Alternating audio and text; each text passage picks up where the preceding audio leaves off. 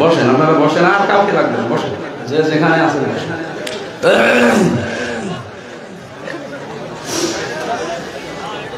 نحمده ونستعينه ونستغفره ونؤمن به ونتوكل عليه ونعوذ بالله من شرور أنفسنا ومن سيئات أعمالنا من يهدي الله فلا مضل له ومن يضلل فلا هادي له ونشهد أن لا إله إلا الله وحده لا شريك له وأشهد أن محمدا عبده ورسوله الذي أرسله بالحق بشيرا ونذيرا وداعيا إلى الله بإذنه وسراجا منيرا فقد قال الله تعالى في كلامه المجيد وبرهانه التوحيد أعوذ بالله من الشيطان الرجيم بسم الله الرحمن الرحيم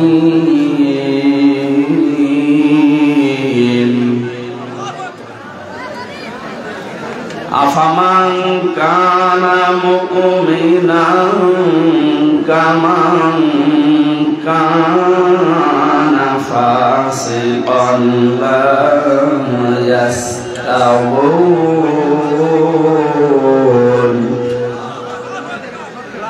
أما الذين آمنوا وعملوا الصالحات فلهم جنات المأوى نزلا بما كانوا يعملون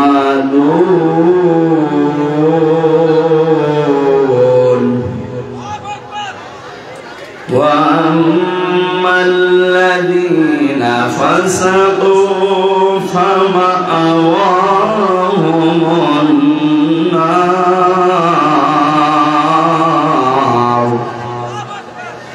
كلما أرادوا أن يخرجوا منها أعيدوا فيها وقيل لهم ذوقوا عذاب النار الذي كنتم به تكذبون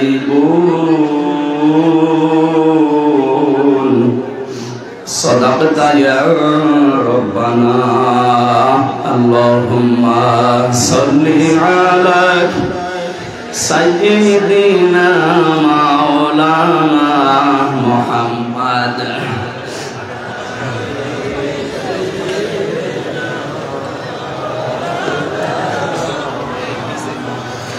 بلغ العلا بكماله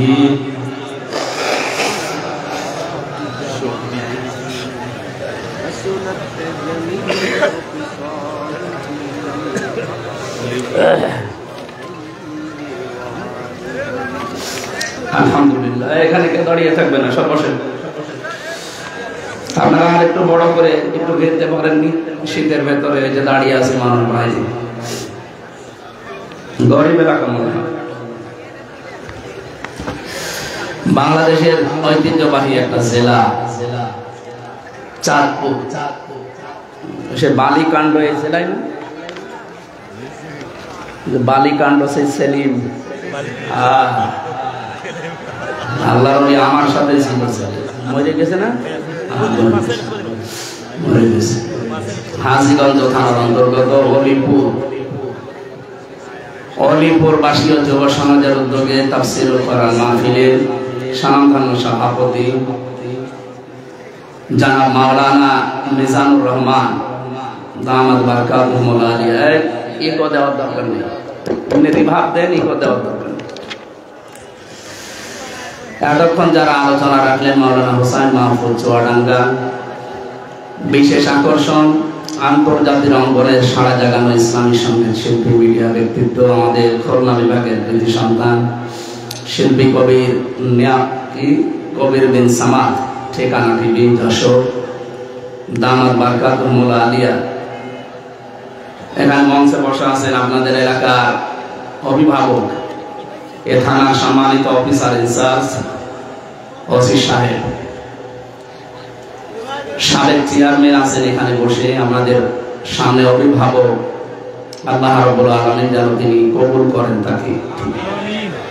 মঞ্চে বসা বিভিন্ন রাজনৈতিক দলের নেতৃবৃন্দ, সামনে বসা মুসলমান ভাইরা, পর্দার আড়ালের সম্মানিতা মা এবং বোনেরা, প্রশাসনের ভাইরা, প্রাণ প্রিয় চাঁদপুরবাসী, গরম লেগে যাচ্ছে মনে হচ্ছে।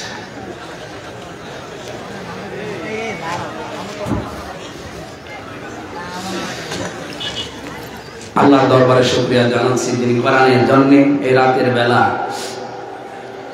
ধৈর্য এবং সহ্য নিয়ে বসে থাকার তৌফিক দিয়েছেন। আলহামদুলিল্লাহ। কোরআনে কারিমে আল্লাহ জানিয়েছেন যারা শুনতে আসে কোরআন তাদেরকে দুইটা হুকুম মানা লাগবে। এক নম্বরে ফাসতামিউ,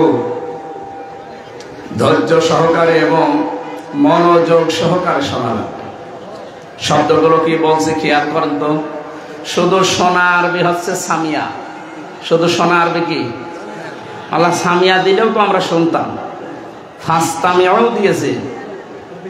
আরবি গ্রামার অনুযায়ী অক্ষর যত বেশি হবে গুরুত্ব তত বাড়বে। আল্লাহ দিয়েছেন ফাসতামিউ, তিনটা অক্ষর বেশি আছে এখানে, তার মানে 3 গুণ গুরুত্ব বেশি। শুধু শুনলে হবে না, মনোযোগ সহকারে শোনা লাগবে। ওয়াংসিত, 2 নম্বরে চুপ থাকা লাগবে। তাহলে দুইটা শব্দ আল্লাহ, দুইটাই আমাদের জন্য মেনে নেওয়া নফল। হ্যাঁ, নামাজ যেভাবে ফরজ মনে করে পড়েন, আল্লাহর এই দুইটা হুকুম ওইভাবে ফরজ মনে করে আদায় করবেন। এখন অন্তত ঘন্টা খানিক কোনো কথা বলা যাবে না, এদিকে তাকিয়ে থাকবেন ইনশাআল্লাহ। লাআল্লাকুম তুরহামুন, আশা করা যায় এখানে রহমত নাযিল হবে ইনশাআল্লাহ। এখন আমি কবির বিন সামাদ, হোসাইন মাহফুজ সহ যারা বলতে আসলাম বিভিন্ন জেলা থেকে, কোরআনের এই বিশাল মশাল নিয়ে, দাওয়াতি কাজ নিয়ে আমরা এসেছি। আমাদের আল্লাহ একটা আদেশ দিয়েছে। আপনাদের আদেশ কয়টা? 2টা। এই জবাব দেন না কেন? এটা কিন্তু ইবাদত চলছে এখন। যতক্ষণ বসে আছে শ্বাস প্রশ্বাসে নিঃশ্বাসে নেকি হচ্ছে। অন্তত নেকি যদি নাও হয় গোনা হচ্ছে না। কি গোনা হচ্ছে নাকি? হ্যাঁ, কথা বলেন কেন আবার? কথা বলা যাবে না ভাই। 2 নম্বরে আমরা যারা বলতে আসলাম, আমাদের হাতে আল্লাহ কিন্তু হেদায়েতের একেবারে চাবিকাঠি দিয়ে দেয়নি। আসলাম আর আপনাদের দিয়ে দিলাম, এরকম দিয়েছে না। রব্বুল আলামিন বলেন, ইন্নামা আনতা মুযাক্কির লাস্তা আলাইহিম বিমুসাইতির। হে নবী, আপনি তো একজন উপদেশক, খালি উপদেশ দিয়ে যান। আপনাকে আমি দারোগা পুলিশ করে পাঠাইনি যে পিটিয়ে মানুষ হেদায়েত করা লাগবে, কোনো দরকার নেই।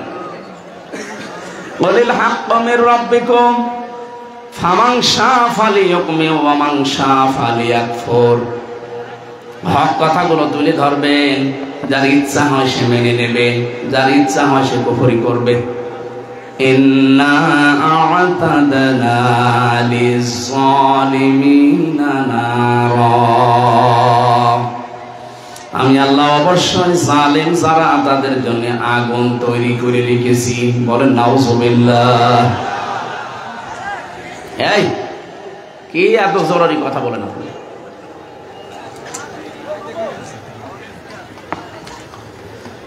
তাহলে আমাদের কাজ হচ্ছে উপদেশ দেওয়া, হিসাব আমাদের কাছে আপনাকে দেওয়া লাগবে না।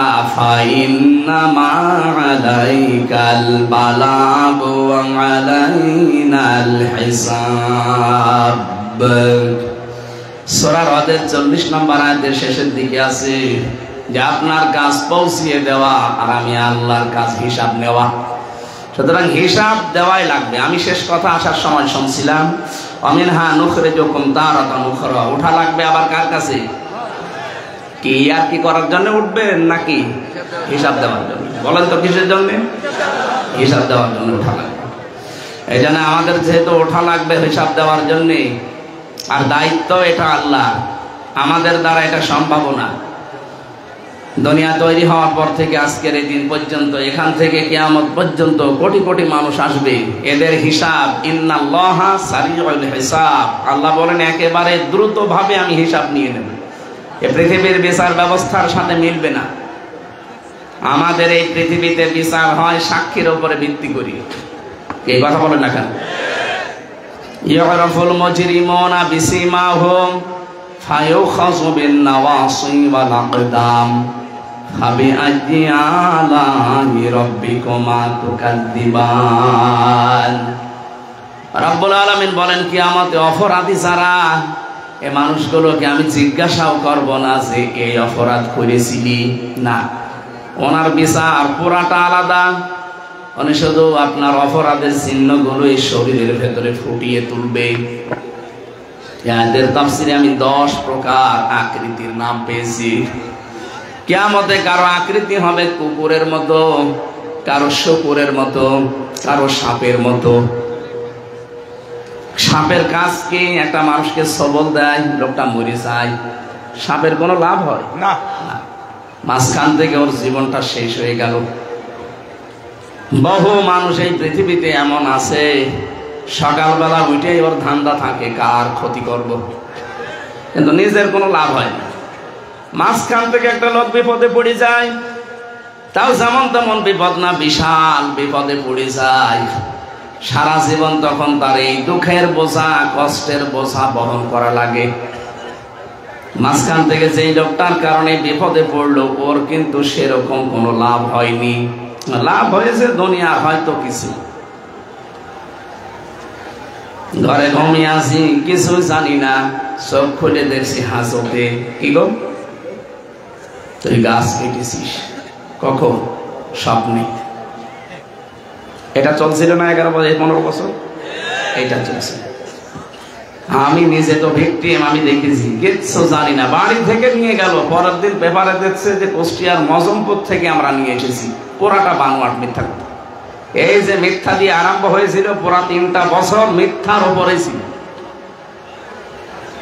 আমার রিমান্ডে থেকে শুরু করে একেবারে বের হওয়া পর্যন্ত একটা কথা কোনোদিন আমি সত্যি পাইনি। পুরাটা ওরা যা বলেছে করেছে সব মিথ্যা। যে লোকগুলো এই কাজ করি আমার এই জীবন থেকে 3টা বছর কেড়ে নিলেন, যারা এর সাথে জড়িত, কি লাভ হয়েছে আপনার? কিছু টাকা পেয়েছেন হয়তো, এছাড়া তো আমার কষ্ট দেওয়া ছাড়া কোনো লাভ আপনার হয়নি। সে টাকাও তো এখন আর ভোগ করতে পারেন না। 10 টাকা উপায় করলে এখন 20 টাকার ক্ষতি হয়ে যাচ্ছে। এই কথা বলেন না?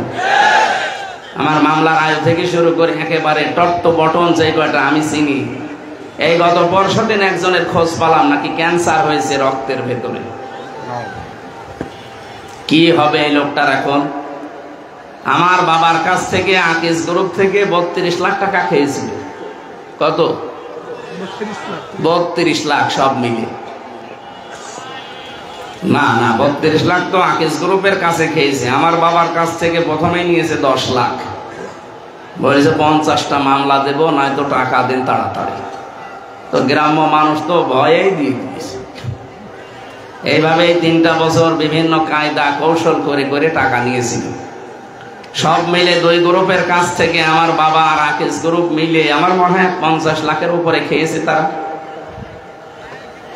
কি করলেন? এখন যদি রক্তের ভেতরে মানুষের 5 প্রকার ক্যান্সার হয়, ওনার তো 1 প্রকার ধরা পড়েছে।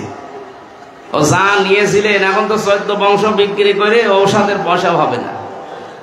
কি কথা বলছেন আমার? এই জন্য অবৈধ ইনকাম যারা করে, চর্ম চোখে দেখতে মনে হয় টাকা পয়সা মাল পানি ভালোই আসতেছে, কিন্তু না, একদিক থেকে যদি আসে 10 দিকে যাওয়ার রাস্তা খুলে যায়। যারা এই যে সুদ খান, টাকা ছেড়ে রাখে, টাকা আসে নাকি এই এলাকায় সব নেই? হ্যাঁ, এখানে যারা এই কাজে আছেন, আপনি মায়ের সাথে জেনা করছেন, আপনি যাই নাউজুবিল্লাহ বলেন আর আলহামদুলিল্লাহ বলেন, আপনি এই কাজে আছেন। এর 33টা গোনা হয় সুদ খেলে। নিম্ন গোনা মায়ের সাথে জেনা করা, আর উপরের গোনা আল্লাহ রসুলের সাথে যুদ্ধ করা। তো উপরেরটা যদি নাও করেন, অন্তত নিচেরটা তো করছেন। যারা টাকা ছেড়ে রেখেছেন, 1000 টাকা দিলে মাসে মাসে আরো 200 টাকা বেশি দেয়। যারা এই কাজ করছেন, এটা ছেড়ে দেওয়া লাগবে ভাই, নাই তো আপনার নামাজ, রোজা, হজ, যাকাত যাই করছেন, দান সাদগা, এসব মাঠে মারা যাচ্ছে। সুতরাং এইগুলো থেকে বেশি বাঁচিয়ে রাখা লাগবে না, যে নামাজ যেন অন্তত বেশি থাকে, আমার রোজাটা যেন অন্তত হয়, এজন্য সুদ ছেড়ে দেওয়া লাগবে। যারা যারা এগুলো করছেন ছেড়ে দেবেন। হাত তোলেন তো, কারা ছাড়বেন? ও, এলাকায় সুদ চলছে, তাহলে ভালোই আছে, ঠিক আছে। আপনারা যখন হাত তুললেন যে ছেড়ে দেবেন, আলহামদুলিল্লাহ। আপনি সুদের টাকা মাসে মাসে নাই 20,000 ইনকাম করলেন, দেখবেন আপনার 1 মাসে 30,000 টাকা চলে যাওয়ার রাস্তা আল্লাহ তৈরি করে দেবে। হয়তো এমন একটা অসুখ দেবে যে 20,000 টাকার ওষুধই লাগে। বলেন তো, রোগ দেওয়ার সঠিক ভাবে বলবেন মালিককে। ওয়াইদা মারিদতু ফাহুয়া ইয়াশফিন, আমি যখন অসুস্থ হই আমাকে শেফা দেয় কে? ঔষধ তো একটা ওসিলা। উনি যদি বলে যে না, হবে না, তামাম দুনিয়া খেয়ে ফেললো, আপনি সুস্থ হবেন না। এই বিশ্বাস আমাদের আছে তো? এই যে দোয়াটা বললাম, ওয়াইদা মারিদতু ফাহুয়া ইয়াশফিন, এটা আমাদের জাতির পিতার দোয়া, ইব্রাহিম আলাইহিস সালাম। উনি দোয়া করেছিলেন, ওয়াইদা মারিদতু ফাহুয়া ইয়াশফিন, যখন আমি অসুস্থ হই আমাকে শেফা দেয় কে? এজন্য অবৈধ ইনকাম করে আসবেন ঠিক, এমন একটা অসুখ লাগিয়ে দেবে। 20,000 টাকা উপায় হলে দেখা যাচ্ছে 25,000 টাকা চলে যাচ্ছে বিভিন্ন রাস্তায়। নিজেকে কন্ট্রোল করেন, এরকম বড় বড় বিপদ থেকে আল্লাহ আপনাকে বাঁচিয়ে রাখবে ইনশাআল্লাহ। কিছু মানুষের চেহারা হবে কুকুরের মতো। কুকুরের কাজ কি? 2টা কুকুরকে আপনি পাশাপাশি খাবার দেবেন, একটাকে যা দিয়েছেন ও কিন্তু সারাদিন খেয়ে শেষ করতে পারবে না, এরপরও পাশেরটায় হামলা দেয়। এটা কুকুরের স্বভাব। এই বাংলাদেশে বহু মানুষের স্বভাব এরকম ছিল, ওর নিজের যা আছে মরণ পর্যন্ত খেলেও শেষ হতো না, এরপরও জনগণেরটায় হামলা দিয়েছে। এগুলো কিয়ামতে যখন উঠবে, দেখবেন মানুষের আকৃতি থাকবে না, ওদের আকারের উপরে কুকুরের চেহারা ভেসে উঠবে। কেন? ওয়ালাকাদ কাররামনা বানি আদম, আমি বনি আদমকে সম্মানিত করেছি, এত সুন্দর করে চেহারাটা বানালাম, মায়ের পেটে আমি ওকে হারাম খাওয়াইনি। কথা বলছে না? মায়ের মাসিক অসুখ বন্ধ করে রক্তটা আমি নাভির ভেতর দিয়ে দিয়েছি, তাও মুখ দিয়ে দেইনি, এটা পবিত্র রাখলাম। অথচ দুনিয়ায় যাবার পরে এই পবিত্র মুখ দিয়ে কত অপবিত্র জিনিসের ভেতরে লাগায়। বিড়ি সিগারেটও কিন্তু ওই পর্যায়ে পড়ে। সুতরাং এটা যারা খান, এটা বন্ধ করবে। কি একটা আইন হয়েছিল না স্যার, যে বিড়ি প্রকাশ্যে সিগারেট খেলে কত টাকা জরিমানা জানে? 50 টাকা। আছে এখন? আর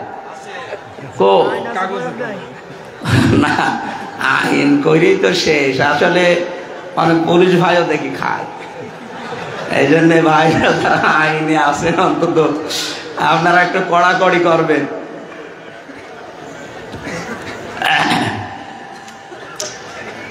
তিন নাম্বারে কিছু মানুষের চেহারা আল্লাহ বানাবে শুকুরের মতো।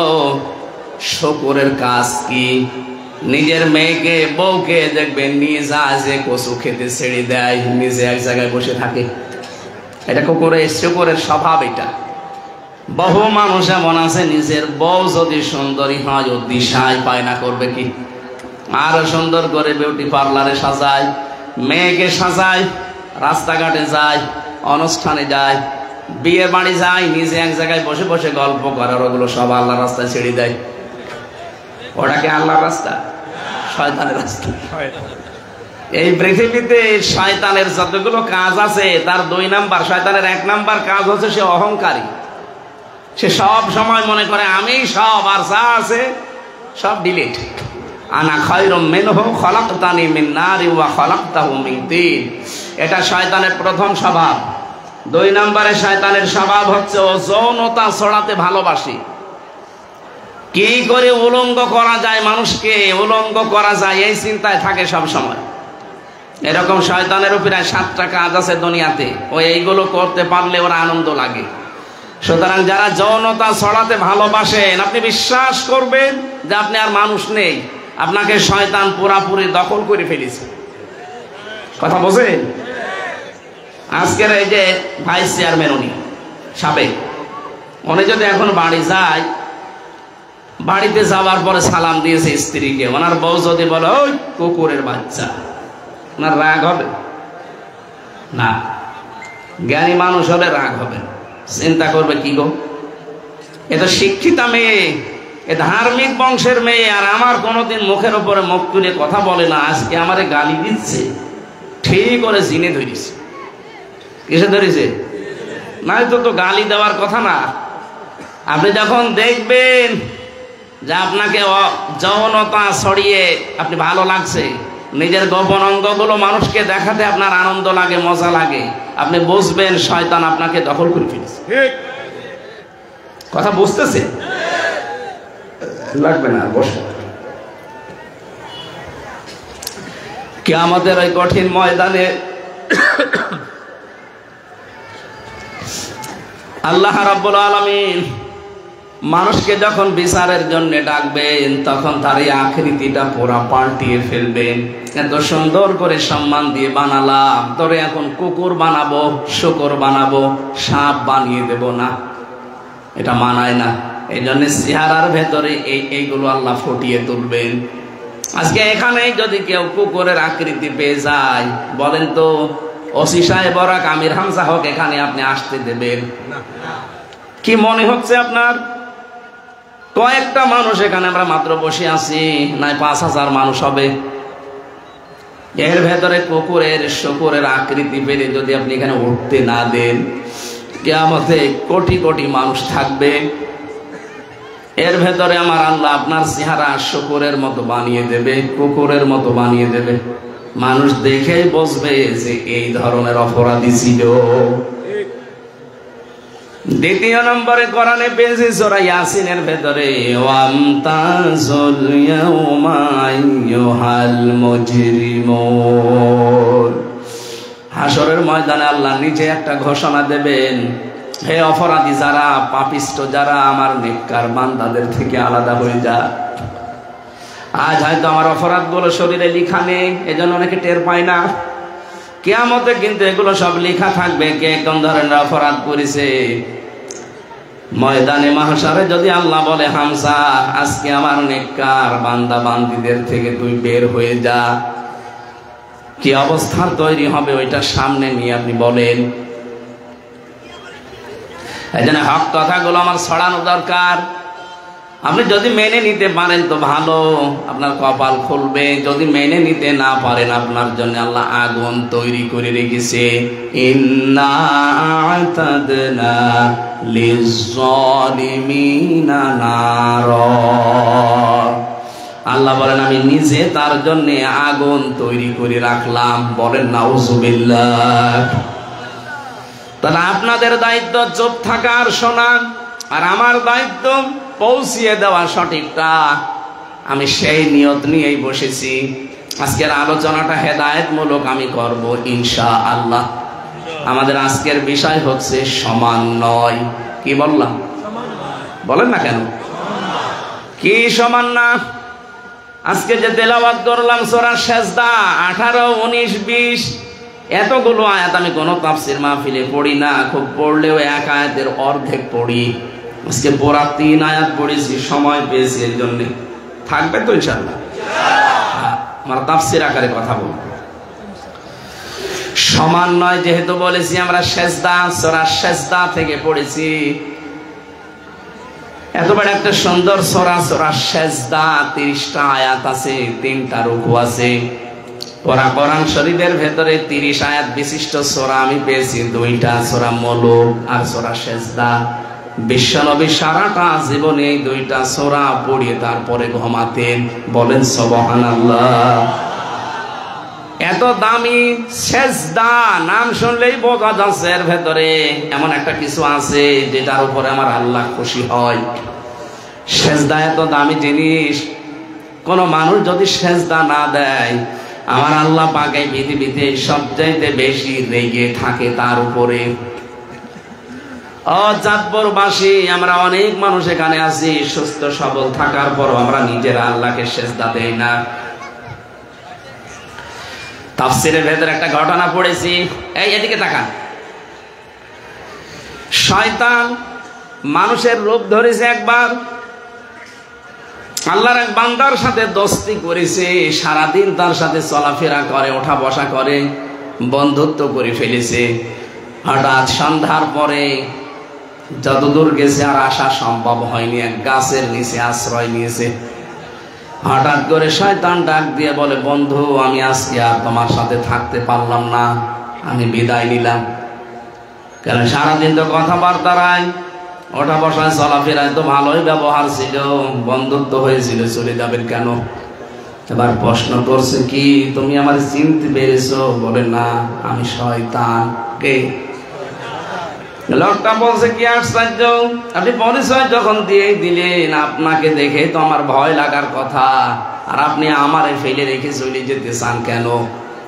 শয়তান জবাব দিয়েছে, বন্ধু আমি শুধু একটা সেজদা লঙ্ঘন করেছি। কয়টা?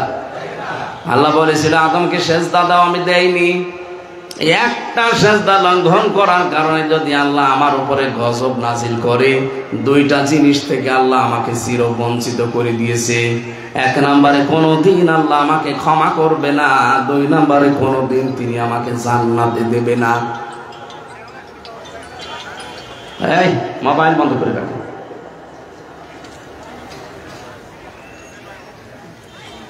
অথচ আজকে 24 ঘন্টা তোমার সাথে আছি, 24টা ঘন্টায় তোমার উপরে 17টা সেজদা ফরজ ছিল। কয়টা? 17টা সেজদা অন্তত ফরজ, 34টা সেজদা ফরজ ছিল, 17 দুগুণে একটা সেজদাও তুমি তো দিলে না। আমার ভয় হচ্ছে আমি একটা লঙ্ঘন করে যদি গজব প্রাপ্ত হই, তুমি 17 দুগুণে 34টা সেজদা দাওনি, আল্লাহ যে কি গজব নাজিল করবে তার কারণে আমিও পুড়িয়ে সারকার হয়ে যেতে পারি। চাঁদপুরবাসী যেহেতু এলাকা মুসলমান বেশি, অন্য ধর্মের লোক সেরকম নেই, আমরা জানি সেজদা দেন না। আপনি মুসলমান দাবি করেন কোন কারণে? নবীজি জানিয়েছেন একজন অমুসলিম আর মুসলমানের ভেতরে পার্থক্য প্রথমে এইটা যে মুসলমান সেজদা দেবে, অমুসলিমরা সেজদা দেয় না। সুতরাং আমি নামাজের বিষয় আর বলবো না, আজকে ট্রান্স দিলাম। এই আপনি মুসলমান দাবি করতে হলে মাস্ট বি আপনাকে সেজদা দেওয়া লাগবে। কি? আজরাইল যতদিন না আসে এই গুরুত্বপূর্ণ বিধানটা আপনি ছেড়ে দেবেন না। সেজদা যদি কেউ ছেড়ে দেয় ফরজটা, তাহলে আল্লাহ বলেন আমি নিজে ওর দায়িত্ব ছেড়ে দেই। আল্লাহ যদি আপনার দায়িত্ব ছেড়ে দেয়, আপনি 1 সেকেন্ডও শুদ্ধভাবে চলতে পারবেন না। এই যে চলাফেরা করেন, মনে করছেন আমার বাবার দেওয়া শরীরে চলি, এক পা ফেলতে হলে প্রতিটি কদমে আল্লাহর ফেরেশতার সাহায্য লাগে। প্রত্যেকটা কদমে কদমে আল্লাহ ফেরেশতা দিয়ে রেখেছেন। যদি ওনারা দায়িত্ব পালন না করে আপনি হাঁটতেও পারবেন না। এই জন্য আল্লাহ জানিয়েছেন আমি যখন দায়িত্ব ছেড়ে দেব তখন পদে পদে বিপদে পড়বে। আমি মাঝে মাঝে এই শব্দটা নিয়ে ভাবি যে আমরা বেঁচে আছি এটা একটা আশ্চর্য, আমরা মরে যাই এটা স্বাভাবিক। মানুষ মরবে এটা স্বাভাবিক বিষয়, মানুষ মরেই যাবে, কিন্তু যে বেঁচে আছি এটাতে কতগুলো আর গান কাজ করছে আমার 3.5 হাত বডিতে। এই যে কথা বলতে পারি, এক একটা কথা বিজ্ঞান এখন প্রমাণ করছে। খলাকাল ইনসান আল্লামাহুল বায়ান, এই আয়াতের তাফসীরে পড়েছি এক একটা কথা তৈরি হতে 27টা স্তর পার করা লাগছে। এতটুকু একটা কণ্ঠ, এই জায়গায় 27টা স্তর পার করে একটা কথা তৈরি হয়। আমি যখন ভেতর থেকে মনে করি যে কথা বলবো, এই কথাটা ভেতরে 27টা ধাক্কা লাগে। কত? 27টা স্তর পার করে শেষ পর্যন্ত মুখ দিয়ে বের করে দিচ্ছে। তাফসীরের ভাষা হচ্ছে প্রতিটি স্তরে একজন ফেরেশতা বসে আছে। এর কাছে ও, ওর কাছে ও, ওর কাছে ভাবে দিতে থাকে। সর্বশেষ এসে একজন ফেরেশতা বলে, যা, কথাটা বের করে দিলাম। যদি একজন ফেরেশতাও দায়িত্ব পালন না করে, আপনি জীবনও কথা বলতে পারবেন না, শুধু গা গো শব্দ করবেন। কথাটাই যদি এই হয়, বাকি এখনো যেগুলো আছে এগুলো আরো গুরুত্বপূর্ণ। এই মাথার ভেতরে সামনে আছে ফ্রন্টাল লব, অক্সিপিটাল লব, প্যারাইটাল লব, এরকম 70টা জিনিস দিয়ে সাজানো এই মাথাটা। এক একটা বিষয়ের উপরে 6টা, 8টা, 12টা করে তার দেওয়া আছে। কম্পিউটার এখানে ভেড়ান, আপনাকে আমি দেখাচ্ছি, এই মুহূর্তে আপনার ঈমান আরো বেড়ে যাবে। কি ঘিসিমিসি করা আছে এর ভেতরে। প্রত্যেকটা তার আমাদের এই শরীরের 24 ঘন্টা কাজ চালাচ্ছে। একটা তার যদি আল্লাহ অকিছু করে দেয়, আপনি পাগল হয়ে যাবেন। অনেকে বলে না যে তার কাটা, এমনি বলে। হালকা যদি একটু আপনার ঢিলা হয়ে যায়, কাটা না, তারটা যদি ঢিলা হয়ে যায়, আপনি পাগল হয়ে যাবেন।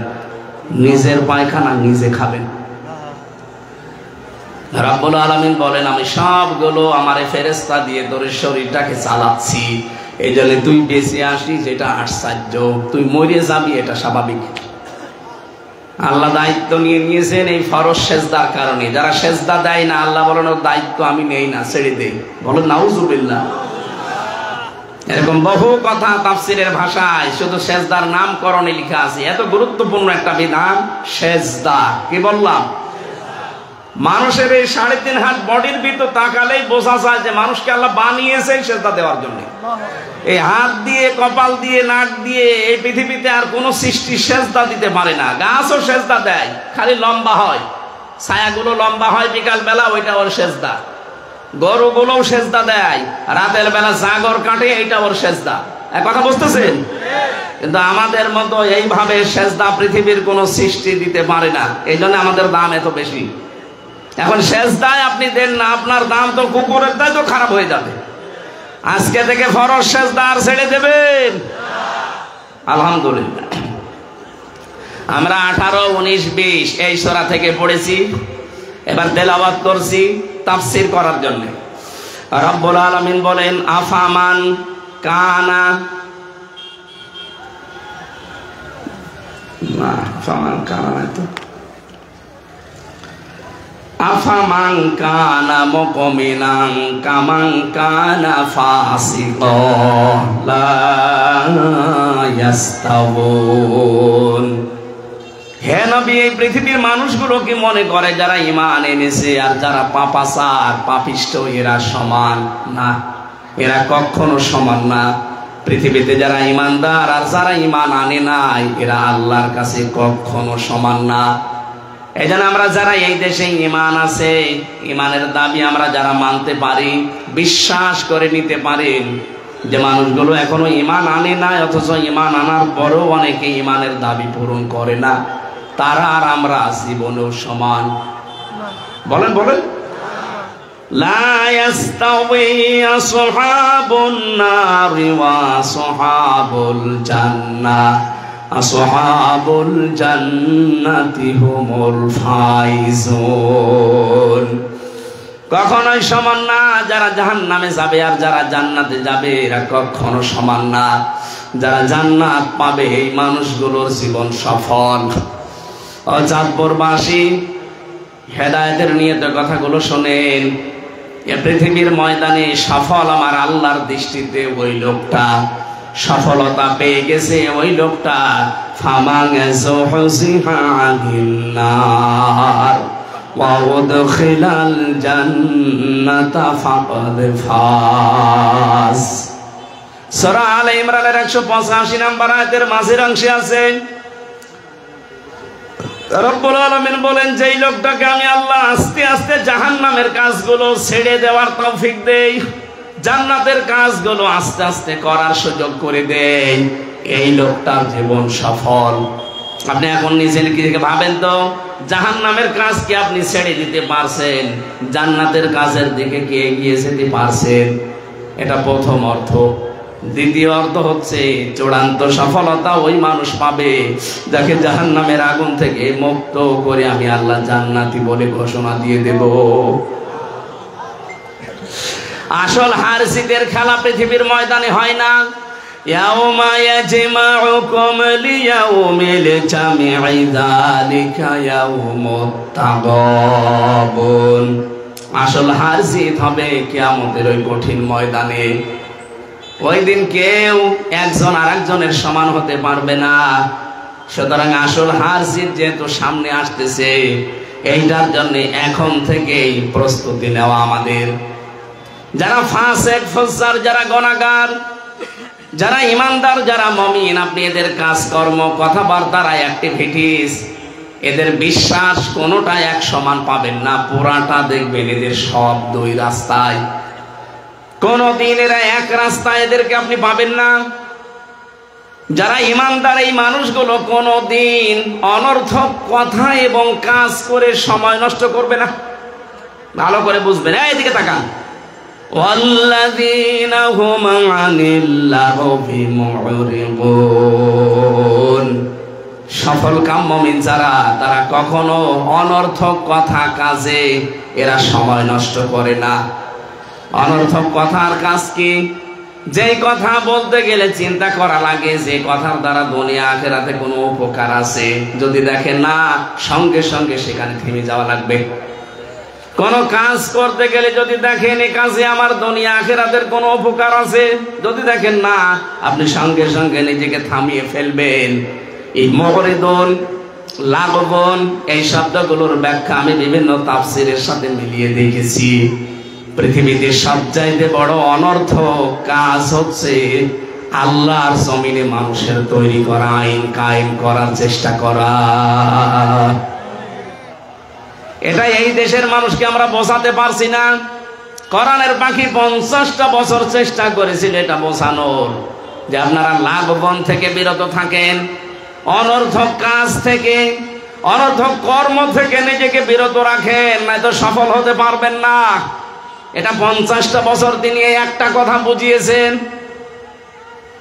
চামড়া আমাদের এত মোটা, গন্ডারের মতো, কাতুকুতু দিলে নাকি 3 দিন পরে টের পায় গন্ডার। এক লোক শ্বশুর বাড়ি যাচ্ছিল, রাস্তার পাশে দেখছে একটা গন্ডার বাঁধা। গন্ডার কি কাতুকুতু দিয়েছে? কাতুকুতু বলছেন না? দেখে না, গন্ডার হাসে না। 3 দিন পরে শ্বশুর বাড়ি থেকে আসার সময় দেখছে গন্ডার হাসতেছে। ডাক দিয়ে বলে, বন্ধু, 3 দিন আগে তোমারে কাতুকুতু দিলাম, তখন তো হাসলে না, এখন হাসতেছ। গন্ডার বলে, বন্ধু, এই 3 দিন পরে চামড়া ভেদ করে আমার কাতুকুতু লেগেছে। গন্ডারের কাতুকুতু লাগে কয়দিনের ভেতরে, আর আমাদের না না, অনেকে বছর সঙ্গে সঙ্গে। কিসের সঙ্গে সঙ্গে? এত কাতুকুতু দেওয়া হয় কোরআন দিয়ে, হাদিস দিয়ে, আখিরাতের কথা দিয়ে, কয় কিছুই তো মনে হয় না, আগে যা ছিল তাই। এজন্য আজকে আমরা কাতুকুতু দিচ্ছি কোরআন দিয়ে। যারা অনর্থক কথা এবং কাজে আছেন, পৃথিবীতে যত অনর্থক বিষয় আছে, সবচাইতে অনর্থক হচ্ছে মানুষের তৈরি করা আইন। এক কথা বলেন, আল্লাহর এই জমিনে আল্লাহর পাঠানো আইন বাদ দিয়ে যারা মানুষের তৈরি করা আইন বিজয় করতে চান, আপনি কিন্তু অনর্থক কাজে আছেন। এরপরও যদি কেউ না বোঝার ভান করে থাকেন, এদিকে আসেন, কানের নিচে 2টা দিলে তখন টের পাবেন। কোরআন শরীফ দিয়ে, বুখারী শরীফ দিয়ে তো হচ্ছে না, আপনার বুখারী শরীফ দেওয়া লাগবে। আপনার বিবেক কি মরে গেছে না কুকুরে পোশাক করেছে? কোন কারণে আপনি মানুষ হয়ে মানুষের তৈরি করা আইন কায়েম করার চেষ্টা করবেন? আজ পর্যন্ত কোন কুকুরকে দেখেছেন একটা কুকুর হয়ে আর একটা কুকুরের আইন মানে? কথা বলে না কেন? এত বড় সৃষ্টি আমরা, সর্বশ্রেষ্ঠ সৃষ্টি, এর বড় কোন কারণে মানুষের তৈরি করা আইন এখানে কায়েম করা লাগবে? আজকে থেকে তওবা করেন। আমি জানি আপনার হেদায়েত কপালে থাকলে আজকেই হয়ে যাবে। আর হেদায়েত যদি আপনার না থাকে ওই গিরিশচন্দ্র সেনের মতো পুরা কোরআন শরীফ আপনাকে গলিয়ে খাওয়ালেও আপনি পথ পাবেন না। গিরিশচন্দ্র সেন আমাদের চাইতে কোরআন কম পড়েনি, কম বোঝেনি, কম লেখেনি, আমাদের চাইতে বেশি লিখেছে। কারণ তাফসির লিখেছে, অর্থ তো লিখেছে, ও তাফসিরও লিখেছে। আমি বিশ্ববিদ্যালয়ে পিএইচডি যখন জমা দিয়েছিলাম তখন দেখেছিলাম ও কিন্তু গিরিশচন্দ্র সেন শুধু কোরআনের বাংলা অর্থ করেনি, ও তাফসিরও করেছে। এখানে যারা আলেম বসে আছে জিজ্ঞাসা করেন তো, প্রতিটি শব্দের কোরআনে কারিমে যত শব্দ আছে প্রতিটি শব্দের অর্থ বলতে পারবে এরকম আলেম এখানে আছে? না, নেই। কেউ বুকে হাত দিয়ে বলার সাহস নেই, আমিও না, কারণ আমি পড়িয়েছি কিন্তু আমার মনে নেই, আমার এখন দেখা লাগবে। অথচ একটা হিন্দু মানুষ ওরা কোরআন শরীফের তো একটা শব্দের একা একটা অর্থ না, একাধিক অর্থ আমার জানা ছিল না, তো তাফসীর করলো কি করে? এক একটা শব্দের একাধিক অর্থ আপনার জানতে হবে, এবং শব্দের ভাঙা কি করে শব্দ ভাঙা লাগে, পরিবর্তন করা লাগে, এইটা আপনাকে আগে জানা লাগবে। ওই যে আমি শব্দ বললাম না সামিয়া, সামিয়া দিলে এমনি অর্থ হবে শোনো, আর ফাস্তামিউ দিলে গুরুত্ব সহকারে মনোযোগ সহকারে। মানিত্তাবাআল হুদা বিগাইরিল কোরআন আদাল্লাহুল্লাহ, তিরমিজি শরীফের হাদিস। নবীজি বলেন কোরআনে কারিম বাদ দিয়ে যদি হেদায়েত পাওয়ার জন্য পৃথিবীর কোন জায়গায় কেউ যায়, তার মন যতই ভালো থাক, আদাল্লাহুল্লাহ, আল্লাহ নিজে তাকে দায়িত্ব নিয়ে গোমরা বানিয়ে দেবে। শব্দটা কিন্তু আদাল্লাহ ইয়াউদিল্লু, এটা বাবে ইফাল, আসল শব্দ দল্লা, দল্লা ইয়াউদিল্লু। এর বাংলা অর্থ দাঁড়াবে, যদি সোলাসি মুজাররাদ থেকে আসে, 3 অক্ষর বিশিষ্ট শব্দ থেকে আসলে বাংলা অর্থ হবে আপনি নিজেই নিজেকে গোমরা বানিয়ে ফেলেছেন। কিন্তু আদাল্লাহ বাবে ইফাল থেকে আসার কারণে অক্ষর বেড়ে গেছে, এজন্য বাংলা অর্থ দাঁড়াবে আপনি হয়তো গিয়েছিলেন, আপনার নিয়ত ভালো ছিল, কিন্তু কোরআন সেখানে চলে না, কোরআনের কর্মসূচি নেই, এই জন্য আল্লাহ নিজে দায়িত্ব নিয়ে আপনাকে আরো গোমরা বানিয়ে দেবে। এখানে একটা শিক্ষা আছে, বলেন তো হেদায়েত দেওয়ার একচ্ছত্র মালিকানা কার? নাকি আমাকে হালকা পাতলা আল্লাহ দিয়েছে? এই যে প্রথম থেকে তো ওইটাই বলছে যে হেদায়েতের মালিক আমি না, নবীকে পর্যন্ত আল্লাহ দেয়নি। ইন্নাকা লা তাহদি মান আহবাবতা ওয়ালাকিন্নাল্লাহা ইয়াহদি মান ইয়াশা ওয়া হুয়া আ'লামু বিল মুহতাদিন। হে নবী, আপনি যাকে ভালোবাসেন তাকে হেদায়েত দিতে পারবেন না, আমি আল্লাহ যাকে পছন্দ করি তাকে দেই, আর আমি জানি যে হেদায়েত পাবে কি। আ'লামু ইসলে তাফসীর। এবার আসেন তো আয়াতের শিক্ষা এবং ব্যাখ্যা কি। বিশ্বনবী নিজের আপন চাচাকে বহু চেষ্টা চালিয়েছিলেন হেদায়েত দেওয়ার জন্য, কিন্তু পারেন নাই, কারণ তার মন ছিল না। কি ছিল না? বলেন বলেন। এই গিরিশচন্দ্র সেন এই বেটা কোরআন শরীফ পড়েছে, বুঝেছে, লিখেছে, কিন্তু ওর মন নেই, হেদায়েত পাওয়ার মতো ওর মন ছিল না, এই জন্য আল্লাহ ওকে হেদায়েত দেয়নি। মরে যাওয়ার পরে ওর জানাজাও হয়নি, কাফন দাফনও দেয়নি, পুড়িয়ে ফেলেছে।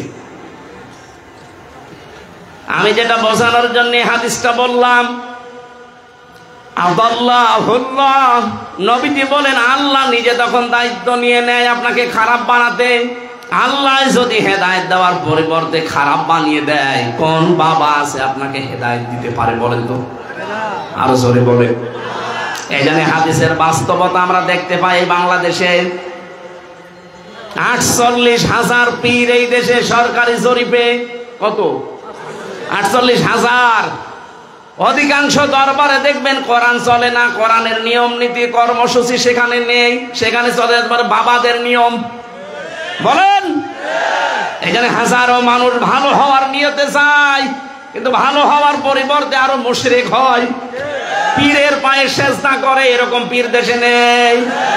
আপনার থানায় আছে, আমার কাছে হুজুর কিছু জানে না, সব খবর আমার কাছে আছে। মানুষ হয়ে যারা মানুষের সেজদা নেয়, এ তো টাটকা নির্ভেজাল মুশরিক। কথা বলেন।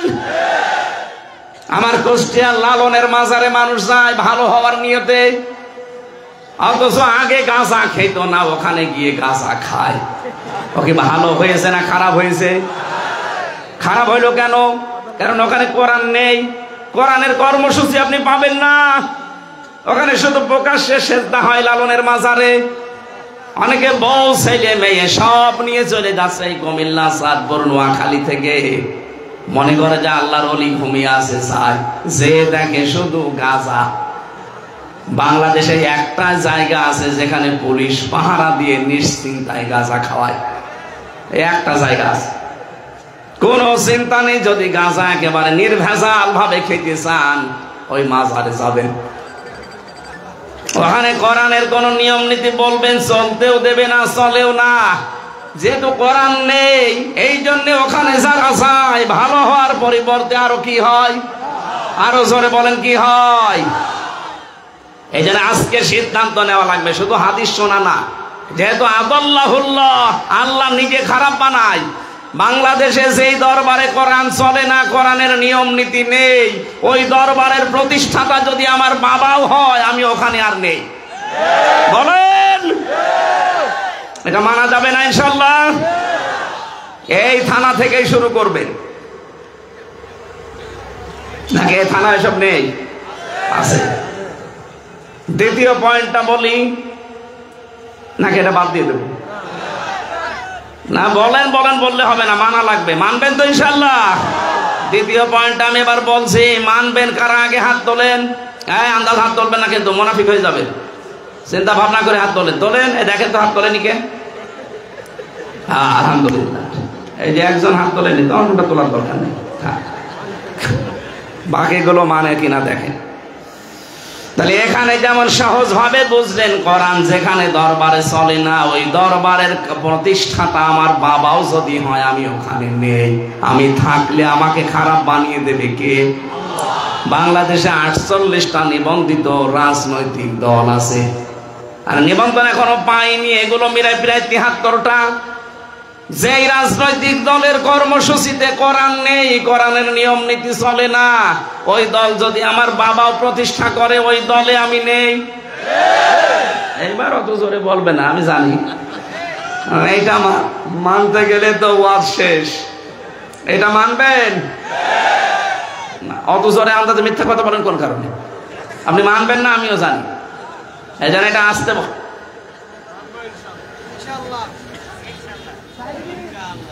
অন্তত এই সামিয়ানার নিচে যারা আছেন তারা তো বলেন যে কোরআন যেই দলে নেই, ওই দল যদি আমার বাবাও তৈরি করে থাকে, ওই দলে আমি আজকে থেকে আর নেই। কারণ ওখানে যদি আমি থাকি, আমাকে গোমরা বানিয়ে দেবে কে? যান, ওয়াজ হয়ে গেছে, এবার মোনাজাত করে দিই। যে না মানে, এর চাইতে কি দামি ওয়াজ আছে বাংলাদেশে দেখা, আমি সেই ওয়াজ করব। ওয়াজ হয়ে গেছে না? মেনে নিতে পারলে এটাই যথেষ্ট। সারা বাংলাদেশে আমি হাদিসটা বলেছি, মানুষ যেভাবে হাত তুলে কথা দেয়, সব মানুষ যদি এই কথাটা ঠিক রাখতে পারতো, এদেশের সামনে কোরআনের রাজ কায়েম হওয়া কোনো ব্যাপারই না। কারণ কোরআন যেখানে নেই, আমি সেখানে নেই। তাহলে অনেক দল এমনি মাইনাস হয়ে যাওয়ার কথা না। যারা এই কথা বলতে পারে যে কোরআনের সাথে রাজনীতির কোনো সম্পর্ক নেই, ওদের যত আগে মাইনাস হবে। অথচ আমার এই ছোট্ট মাথায় কোরআনে কারিমে রাজনৈতিক কথা আমি পেয়েছি 903 জায়গায়, এই না 918 জায়গায়। 918 জায়গায় ডাইরেক্ট ইনডাইরেক্ট মিলিয়ে আছে রাজনীতি করা লাগবে কোরআন দিয়ে। আর সেই মানুষটা বলে যে কোরআনের সাথে রাজনীতির কোনো সম্পর্ক নেই, ওর পেটে বম মারেন। কোরআন মানে কি বলতে পারবে না। কোরআন মানে কি? বহুল পঠিত পাঠ্য, এটা বলতে পারবে?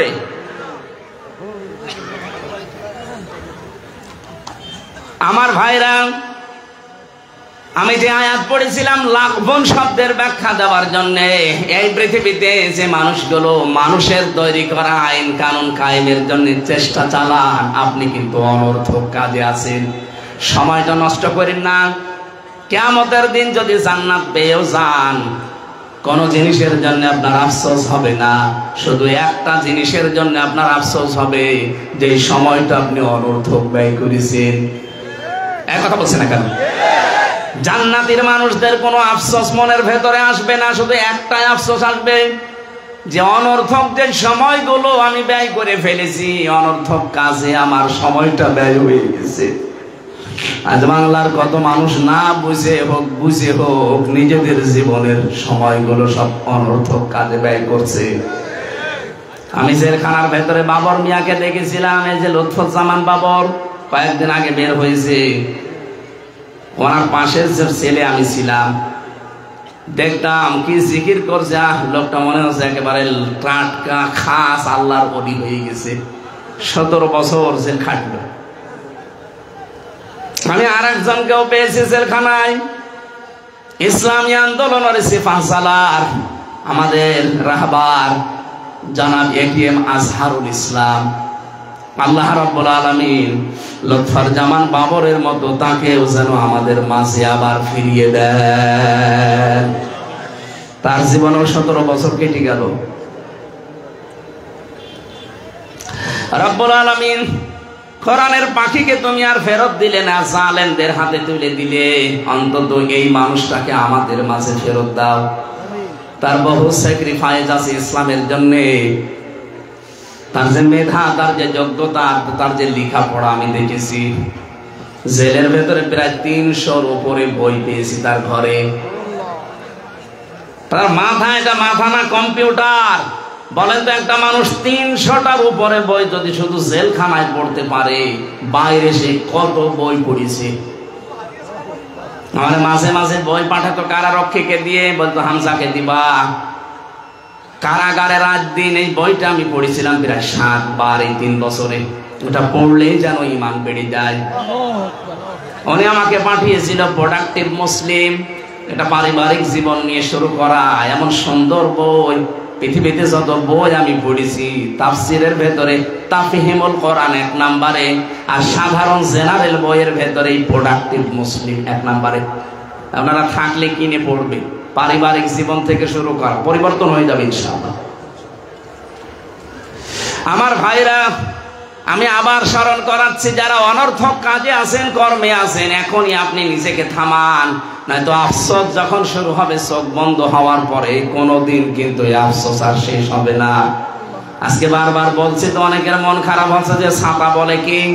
আরে ভাই, আপনি এখনো বাঁকা পথে চলছেন, আমি দেখতে পাচ্ছি। যতই বাঁকা হয়ে মরেন না কেন, কোন জায়গায় যদি পড়ে মরে যান বাঁকা হয়ে, ফেরেশতারা কিন্তু বাঁকা হয়ে আপনাকে নেবে না। আমরা আপনাকে সোজা করে চকলেটের মতো মরিয়ে কবরে দেব। আপনি বাঁকা হয়ে মরে থাকেন, বাঁকা হয়ে কবরে দেওয়া হবে, সোজা করে দেওয়া হবে। এখানে এখনই সোজা হন। অনেকে এখনই বাঁকা পথ আরম্ভ করে ফেলেছেন। কত বাঁকা পথে মানুষ হাঁটতেছে আগস্টের 5 তারিখের পর থেকে। সাদাবাজি করা সোজা পথ না বাঁকা পথ? এক কথা বলছেন না কেন? এটা যারা করছেন তারা থামবেন। এখন যদি বলেন হুজুর আপনি আমারে বললেন, আমি আপনার নাম বলেছি, ঠাকুর ঘরে কে রে? আপনি এরকম করেন কেন? নিজেকে সংশোধন করতে পারেন না? আমার কোন দায় পড়েছে? আপনি জাহান্নামে গেলে আমার কোনো লস আছে? আপনি জান্নাতে গেলে আমার কোনো লাভ আছে? আমার লাভ লস একটা আছে, আমি যদি সঠিকটা তুলে না ধরি, কিয়ামতের দিন মামলায় বিচারে যখন শুরু হবে তখন আমি ধরা খেয়ে যেতে পারি। তখন এই লাখ বোনের ব্যাখ্যা আল্লাহ যখন জিজ্ঞাসা করবে, তখন আপনি আমার দিকে তাকিয়ে বলবেন, এই যে হামজা গিয়েছিল আমাকে বলেনি। পৃথিবীতে যত লাখ বোন আছে, অনর্থক কাজ আছে, আমি তো বললাম 1 নম্বরে এইটা মানুষের তৈরি করা আইন। এটা লাখ বোনের ব্যাখ্যায় পেয়েছি। আপনি ইবনে কাসির খোলেন, যত তাফসীর আমি পড়েছি, লাখ বোনের ব্যাখ্যায় মানুষের তৈরি করা আইন কানুন, এগুলো সব লাখ বোন অনর্থক কাজ। এটার জন্য আপনি সময় ব্যয় করেন, এটার জন্য আপনি শ্রম দেন, এটার জন্য আপনি দল করেন, এইটার জন্য আপনি আন্দোলন করেন। অথচ বিপরীত যেটা, সেইটার জন্য আমরা করি, আর আপনি আমাদেরকে ধর্ম ব্যবসায়ী বলেন। এক কথা বলেন না কেন? সূরা নিসা ৭৬ নম্বর আয়াত খুলবেন, 5 নম্বর পারা 9 নম্বর পৃষ্ঠা, 1 নম্বর লাইনে আছে, আল্লাযীনা আমানু ইউকাতিলুনা ফি সাবিলিল্লাহ ওয়াল্লাযীনা কাফারু ইউকাতিলুনা ফি সাবিলিত তাগুত ফাকাতিলু আউলিয়া আশ-শাইতান ইন্না কায়দাশ শাইতানি কানা দাঈফা। বলেন আল্লাহু আকবার। এই দুনিয়ায় যারা ঈমানের দাবি করবে তারা লড়াই সংগ্রাম করবে, তারা যুদ্ধ জিহাদ করবে, কিন্তু রাস্তাটা হবে আল্লাহর। আর যারা কাফের ওরাও লড়াই সংগ্রাম করবে, ওরাও যুদ্ধ জিহাদ করবে, কিন্তু রাস্তা হবে তাগুতের শয়তানের। আল্লাহ এতটুকু শেষ করে দেননি, ফাকাতিলু, তোমরা সংগ্রাম চালিয়ে যাও, লড়াই চালিয়ে যাও। ফাকাতিলু একজন না বহু বচন, এটা ফাকাতিলু আউলিয়া শয়তান, যারা শয়তানের অনুচর আছে, শয়তানের যারা অনুসারী আছে তাদের বিরুদ্ধে। এ কথা কার? আরো জোরে বলেন। সুতরাং আপনার রাস্তা আর আমার রাস্তা জীবনও সমান না। আপনি শয়তানের রাস্তায় আছেন আর আমি আল্লাহর রাস্তায়। কারোর ভেতরে যদি এইটা থাকে যে ক্ষমতায় বসে শান্তি পাবো, শান্তি করব না, তার পেছনে থাকা যায় না। আপনার উদ্দেশ্য থাকা লাগবে আল্লাহর এই আইনটা কি করে এখানে দাঁড় করানো যায়, কায়েম করা যায়। কারণ এইটাই নবীদের উদ্দেশ্য ছিল। ওয়াল্লাযী আরসালা রাসূলাহু বিল হুদা ওয়া দীনিল হক লিইয়ুযহিরাহু। এখানে যারা তাফসীর বসে জিজ্ঞাসা করবেন এজহার মানে, এজহার মানে কি? প্রকাশ করা। না না, বিজয় করা। হ্যাঁ, এখানে বিজয় করা অর্থ হবে। এখানে এজহার মানে শুধুমাত্র প্রকাশ করা না, স্পষ্ট করা না, এজহার মানে বিজয় করা। সুতরাং নবীদেরকে আল্লাহ পাঠিয়েছিলেন এই জমিনে তার দিনকে বিজয় করার জন্য। আমরা তো নবীর পথে আছি, আমরা চাই এই দিনকে, এই জমিনের উপরে ৪৫০০ ধর্ম চলছে। কত? সারা দুনিয়ায় এখন ৪৫০০ ধর্ম চলছে। সব কিছুর উপরে আমরা আল্লাহর ইসলামকে, এই কোরআনকে আমরা বিজয় করতে চাই। এটা যদি কারো কাছে ধর্ম ব্যবসা মনে হয়, হ্যাঁ এটা আমার ধর্ম ব্যবসা, কথা বলেন না কেন? এটা যদি মনে হয় যে এটা আপনি ধর্ম ব্যবসা করছেন, হ্যাঁ এটাই আমার ব্যবসা, আমি এইটাকে বিজয় করবো, এসে যে কোনো মূল্যে হোক। আলা দ্বীনি কুল্লিহি, যত ধর্ম আছে সবার উপরে, এটা আমার জীবনের শেষ টার্গেট। ওয়ালাউ কারিহাল মুশরিকুন ওয়ালাউ কারিহাল কাফিরুন। যদিও কাফের মুশরিকদের কাছে এটা অপছন্দনীয়, খারাপ লাগে। আরে ভাই, কাফেরের নাই খারাপ লাগতে পারে দিন কায়েমের কথা বললে, আপনি তো মুসলমান দাবি করেন, আপনার খারাপ লাগে কেন? তার মানে আপনিও কি মুশরিক? এই কথা বলেন না কেন? আপনি কি মুশরিক? আশা করছি ভুল বুঝবেন না। এই পৃথিবীতে আমাদের সব কিছু ব্যয় করার জন্য অলরেডি আমরা কিন্তু যদি শপথ নিয়েছি, ওই দিনই আল্লাহকে দিয়ে দিয়েছি। আমাদের প্রথমেই পড়ানো হয় এটা, কুল ইন্না সলাতি ওয়া নুসুকি ওয়া মাহইয়ায়া ওয়া মামাতি লিল্লাহি রাব্বিল আলামিন। হে নবী, আপনি বলুন আমার নামাজ, আমার কুরবানি, আমার বেঁচে থাকা, আমার মরে যাওয়া, আমি সব আল্লাহকে দিয়ে দিয়েছি। তা আমি তো অলরেডি এটা দিয়ে দিয়েছি। এখন আপনি আমার কাছে আর কিছু পাবেন না, দিয়ে দিয়েছি। আমার মন মতো আপনি আর নামাজ পড়তে পারবেন না। নামাজ আমি পড়বো এখন আল্লাহর হুকুম মতো। নামাজ পড়াও যেমন ইবাদত, নামাজ ছেড়ে দেওয়াও ইবাদত। নামাজ ছেড়ে দেওয়া ইবাদত না?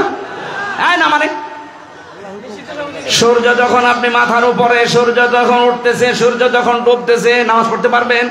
তাহলে নামাজ ওই সময় ছেড়ে দেওয়া কি? নামাজ পড়াও ইবাদত, নামাজ না পড়াও ইবাদত। এই জন্য ইন্না সলাতি, আমার যা নামাজ পড়া, নামাজ হোক, নামাজ বাদ দেওয়া হোক, আমি আল্লাহকে দিয়ে দিয়েছি। নুসুকি, নুসুক মানে, নুসুকের অর্থ তিনটা হয়। এক নম্বরে নুসুক মানে কোরবানি, 2 নম্বরে নুসুক মানে হজের ক্রিয়াকলাপ, 3 নম্বরে নুসুক মানে ইবাদত বন্দেগী। এই তিনটা অর্থই আছে তাফসিরে। তার মানে আমার কোরবানি, আমার ত্যাগ তিতিক্ষা, আমার রক্ত প্রবাহ করা, যা করব আমি সব আল্লাহকে অলরেডি দিয়ে দিয়েছি। আমি যে বেঁচে আছি, আমি যে মরে গেছি, সব আমি আল্লাহর জন্য দিয়ে দিলাম। এই অবস্থায় যদি আমি মরণের বিছানায় আছাড় খেয়ে পড়তে পারি, রাব্বুল আলামিন বলেন আল্লাযীনা তাতাওয়াফাহুমুল মালাইকাতু তাইয়্যিবিনা ইয়াকুলুনা সালামুন আলাইকুম উদখুলুল জান্নাতা বিমা কুনতুম তা'মালুন। এভাবে সব আমি আল্লাহর জন্য নির্ধারিত করে দিয়ে নিবেদিত করে দিয়ে যদি মরণের বিছানায় আছাড় খেয়ে পড়ি, আপনার মতো আমি পড়বো না, কারণ আমার সব পবিত্র করে আমি পড়েছি। রব্বুল আলামিন এবার একটা দুইটা না হাজার হাজার ফেরেশতা পাঠিয়ে বলবে তাইয়্যিবিনা,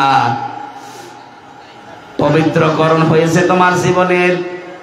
এখানে পবিত্রকরণ শব্দের ব্যাখ্যায় আমি পড়েছি শুধুমাত্র এই পোশাক আশাক আর শরীর পবিত্র না, চিন্তার পবিত্রতা, আমলের পবিত্রতা, বিশ্বাসের পবিত্রতা, খাবারের পবিত্রতা, কর্মজীবনের পবিত্রতা, সব আমি পবিত্র করে এরপরে আছাড় খেয়ে পড়লাম। ফেরেশতারা এসেই বলবে সালাম, শান্তি আল্লাহর বান্দা তোমার উপরে, উদখুলুল জান্নাহ, ওই যে প্রবেশ করো জান্নাতে, বিমা কুনতুম তা'মালুন, যে কাজগুলো দুনিয়ায় করতে এর প্রতিদান স্বরূপ আল্লাহ তোমার ওই জান্নাত দিয়ে দিয়েছে। জান্নাতি মানুষ আর জাহান্নামী মানুষের বিপরীতটা আছে জাহান্নামী মানুষের ক্ষেত্রে। আল্লাযীনা তাতাওয়াফাহুমুল মালাইকাতু যালিমি আনফুসিহিম ফালকাবুস সালামা মা কুন্না না'মালু মিন সু বালা ইন্নাল্লাহা আলীমুম বিমা কুনতুম তা'মালুন। যারা জাহান্নামী মানুষ এরাও পড়বে, যারা জালেম বিছানায় পড়ে যাবে, যেমন মরণের বিছানায় আছাড় খেয়ে পড়বে। ফেরেশতারা বলবে কি ব্যাপার, কি খবর, এখন তোমার এই মন্দ কাজগুলোর মজা এখন সামনে তুমি পাবে। অজাদপুরবাসী, সামনে এই দুইটা রাস্তায় খোলা আছে, কার জন্য কোনটা আছে নিজে আপনি টের পাচ্ছেন। ফাদখুলু, ফেরেশতারা বলবে প্রবেশ কর। আবওয়াবা জাহান্নাম, জাহান্নামের একটা দরজা তোর জন্য খোলা না, বাবের বহু বচন আবওয়াব, সব দরজা আল্লাহ খুলে দিয়েছে, প্রবেশ কর। ফাদখুলু আবওয়াবা জাহান্নামা, কয়দিন থাকবি? খালিদিনা ফিহা, চিরদিন থাকবি এখানে। কুল্লামা আরাদু আই ইয়াখরুজু মিনহা উইদু ফিহা, বারবার ওরা বের হওয়ার জন্য চেষ্টা করবে, কিন্তু আবার তাদেরকে আল্লাহ ফিরিয়ে দেবে। ওয়াকিলা লাহুম যুকু আযাবান নারিল্লাতী কুনতুম বিহি তুকাদ্দিবুন, বলবে প্রবেশ কর ওখানে, আরেকটু মজা চাক। দুনিয়ায় জাহান্নামের কথা বলতে গেলে ঠাট্টা বিদ্রুপ করে উড়িয়ে দিতিস, এখন দেখ কেমন লাগে। মিথ্যা মনে হতো তোদের কাছে যে এরকম কিছু মনে হয়নি, আজকে তোরে আমি দেখাবো, দেখ কেমন লাগে। এই দেখ কেমন লাগে এই শব্দটা আমার আদালত চত্বরের দিকে বারবার নিয়ে যায়। যখন আদালতে মাজার ভেতরে দড়ি দিয়ে, ডান্ডা বেড়ি পরিয়ে, পেছনে হ্যান্ডকাপ দিয়ে পুলিশে টানতে টানতে আমারে নিয়ে যেত। আদালত চত্বরে অনেক নাফরমানকে আমি দেখেছি, এখন যারা জেলে আছে। আমি সালমান এফ রহমানকে দেখেছি কয়েকবার, দরবেশকে, ও টিপ্পনি কাটতো, দেখ কেমন লাগে। এখন আমরা বলি যে দেখ কেমন লাগে, কথা বলেন না কেন? আপনাদের জেলার একজন বলতো ফিটনেস বিহীন, কথা বলছে না, লাইসেন্স বিহীন। এখন আপনি দেখেন কেমন লাগে, আপনার তো ফিটনেসও নেই, লাইসেন্সও নেই, চেহারা কি হয়ে গেছে দেখেছেন? তা তো এখনো ডিম দেয়নি। আমার রিমান্ডে 10 দিনই আমাকে এই যে আঙ্গুল তুলে ফেলার, এই যে এইগুলো তুলে ফেলে না নখ, এই মেশিন নিয়ে এসে দেখা আর ডিম নিয়ে আসতো। যে এই কয়দিন রিমান্ডে 10 দিন মাটির নিচে আমার নিয়ে গেছে, প্রতিদিন আমার এই যে এই নখ তোলার ওইগুলো নিয়ে এসে বলতো এই যেগুলো নিয়ে নখ তুলি আমরা।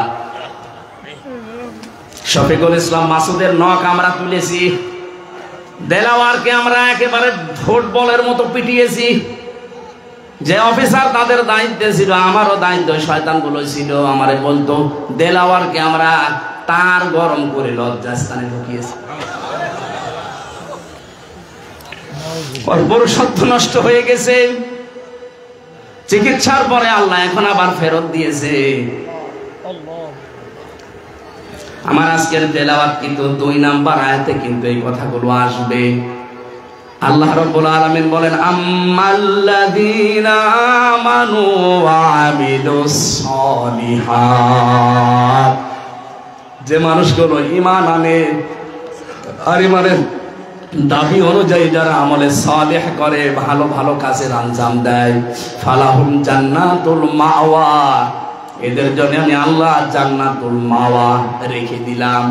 নুজুলাম বিমা কানু ইয়ামালুন, তাদের কাজকর্মের কারণে এটা তাদের মেহমানদারি। বলেন সুবহানাল্লাহ। আমরা এবার শব্দের দিকে যাই।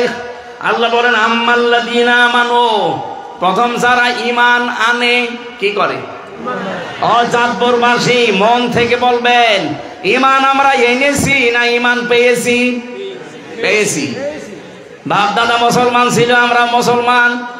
কথা বলেন এখন, আমরা কি সাহাবীদের মতো ঈমান এনেছি? না। আল্লাহ কিন্তু পুরা কোরআনে কোন জায়গায় বলেননি যারা ঈমান পেয়েছো, না। প্রত্যেক জায়গায় বলেছে ইন্নাল্লাযীনা আমানু, নিশ্চয় যারা ঈমান এনেছে। ঈমান আনা আর ঈমান পাওয়া এক জিনিস না। আমরা যেহেতু পেয়েছি এই জন্য মূল্য নেই। যদি আনা লাগতো বেলালের মতো, তাহলে আহাত আহাত করতেন, তারপরও ঈমান ছাড়তেন না। কথা বলে ঠিক কিনা? এবার আমার প্রশ্ন, ঈমান আনতে হলে কিন্তু একটা কাজ করা লাগে, তার নাম তাগুত ছেড়ে দেওয়া। তাগুত ছেড়ে না দিয়ে ঈমানের দাবি করলে ওর কোনো মূল্য নেই। এটাকে আমি বানালাম। সূরা বাকারার 256 নাম্বার আয়াতের মাঝের অংশে আছে, ফামাইয়াকফুর বিত-তাগুতি ওয়া ইউমিন বিল্লাহ ফাকাদ ইসতামসাকা বিল উরওয়াতিল ওয়াসকা লা ইনফিসামা লাহা ওয়াল্লাহু সামিউন আলীম।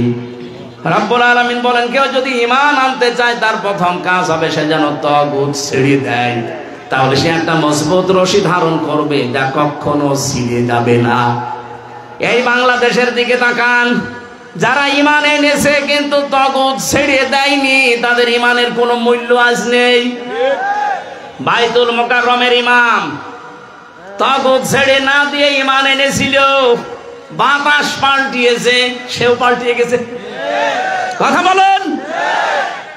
আর ডক্টর শফিকুল ইসলাম মাসুদ, দেলাওয়ার হোসেন, সাইদিনা দেলাওয়ার হোসেন যেটা শিবিরের সভাপতি ছিল সাবেক, ঠাকুরগাঁও বাড়ি, যেটার লজ্জাস্থানে তার গরম করে ঢুকিয়েছে জালেমরা। এরা ঈমান এনেছে কিন্তু তাগুত ছেড়ে দিয়ে। এজন্য 57 দিন রিমান্ডে ছিল, 57 দিন। তারপরেও তাদেরকে জালেমরা এক চুল টলাতে পারে নাই। আপনি এরপরও প্রমাণ চান? যারা ঈমান আনে তাগুত ছেড়ে দিয়ে, তামাম দুনিয়া একদিকে গেলেও আপনি তাকে টলাতে পারবেন না। আপনি দেখেন না দেলাওয়ার হোসেন সাইদি, 13 বছর জেল খেটেছে লোকটা, এক চুলও টলেনি। আমি তো ছিলাম শেষের দিকে, তাকে পেয়েছি আমি একদিন 10 মিনিট মাত্র। এখনো পর্যন্ত সেই ঈমান তার ছিল, অথচ ধরা পড়ার পরে তাকে অফার দিয়েছিল। আমারে বলতো, হামজা, প্রথমে আমারে অফার দিয়েছিল যে আপনি জামাত ইসলাম ছেড়ে দেন, আপনি নিজে একটা রাজনৈতিক দল খোলেন, অথবা নিজেই আপনি পীর হয়ে যান, হাজার হাজার মুরিদ আপনার হবে, কিচ্ছু চিন্তা নেই আপনার, এই জেলেও আর যাওয়া লাগবে না। ওই সময় যদি এটা করতাম, 13 বছর আমার জেল খাটা লাগতো না। উনি যেহেতু ঈমান এনেছিলেন কিন্তু তাগুত ছেড়ে দিয়ে, এই জন্য টলাতে পারে নাই। আর যারা ঈমান এনেছে কিন্তু তাগুত ছেড়ে দিয়ে না, এই মানুষগুলোর ঈমান আজ টিকে নেই। এই ফরিদউদ্দিন মাসুদ, ওর ঈমান টিকে আছে। ওরে আপনি এক জায়গায় নিয়ে 2টা বাড়ি দেবেন, ও আপনাকে বাপ বলতে যে চাচা বলে ফেলবে। জেলখানায় বহু আলেমকে দেখেছি ঈমান টিকিয়ে রাখতে পারে নাই, শেষ পর্যন্ত অনেককে তারা রবের জায়গায় বসিয়ে ফেলেছে। আজকে আমি দুপুরবেলা ছিলাম কুমিল্লা সদর দক্ষিণ না কোথায় যেন, মুফতি জসিমউদ্দিন রহমানী হাফিজাহুল্লাহ, উনি আমার আগে কথা বলছিলেন, এক জায়গায় ছিলাম আমরা। ওনার যে ঈমান, ওরকম ঈমান এই দেশে হাজারো আলেমেরও নেই। উনি ঈমান এনেছে তাগুত ছেড়ে দিয়ে, আর আমরা অনেকে আজ ঈমানের দাবি করি তাগুতের সাথে মিলে থেকে। না এটা কোনো মানুষ ওলামা লীগ করতে পারে একজন আলেম হয়ে? আমাকে যেই দিন ধরে ওই দিন রিমান্ডে এই শেখ ইমরান, এই শয়তান এসপি, এই শয়তান আমার প্রথম দিন রিমান্ডে বলেছিল যে আপনাকে যা বলতে বলছি এইগুলো শুধু বলবেন জামাত ইসলামের বিরুদ্ধে, আকিজ গ্রুপের বিরুদ্ধে, আর আপনি দেশের বিরুদ্ধে এই এই কাজ করেন, এগুলো আমরা পয়েন্ট আকারে লিখেছি, 13টা পয়েন্ট লিখেছি। বলছে এটা শুধু আদালতে যে ম্যাজিস্ট্রেটের কাছে বলবেন, আপনাকে কালকে ছেড়ে দিব। মানে না, শুধু ছেড়ে দেবো তা না, আমার অফার দিয়েছিল যে আমার কুষ্টিয়া বিশ্ববিদ্যালয়ে আপনাকে উলামা লীগের সেক্রেটারি বানিয়ে দেব। মানে সব তো ওদের হাতের ভেতরে। ওই সময় যদি মেনে নিতাম, মালও কামাতে পারতাম। আগে কি সুন্দর মাল কামাইতাম, ওইটাও কামাতে পারতাম। 3 বছর আমার এই ফাঁসির কন্ডেম সেলের ভেতরও থাকা লাগতো না, কিন্তু আমার ইমানটা চলে দিত। এক কথা বলছে না কেন? ওরা একেবারে টাটকা বেঈমান হয়ে যেতাম না, এখন আমার এই আপার সাথে পালানো লাগতো। এক কথা বলছে না কেন?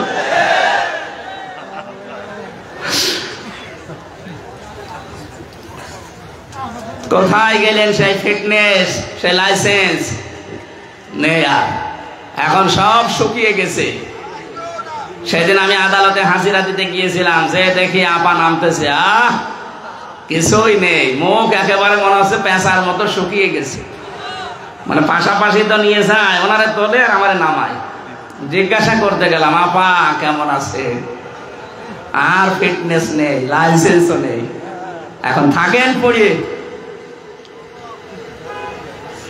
এখন কয়েকজন পাগল হয়ে গেছে দেখছি, এই মানুষগুলো ঈমান ইসলামের বিরুদ্ধে, আলেমদের বিরুদ্ধে কথা বলছে। এই কিশোরগঞ্জের একজনের নাম শুনছি, আমি দেখতে পাচ্ছি, এই লোকটার নাম ফসু পাগলা। পাগল হয়ে গেছে, এটা পাবনায় পাঠাতে হবে। 96% মুসলমানের দেশে এই লোকটা যে আরম্ভ করেছে আলেমদের বিরুদ্ধে, এই দেশটাতে আবার আগুন লাগাবেন নাকি আপনি? কয়েকদিন আগে শুরু করেছিল হারুন আঙ্কেল।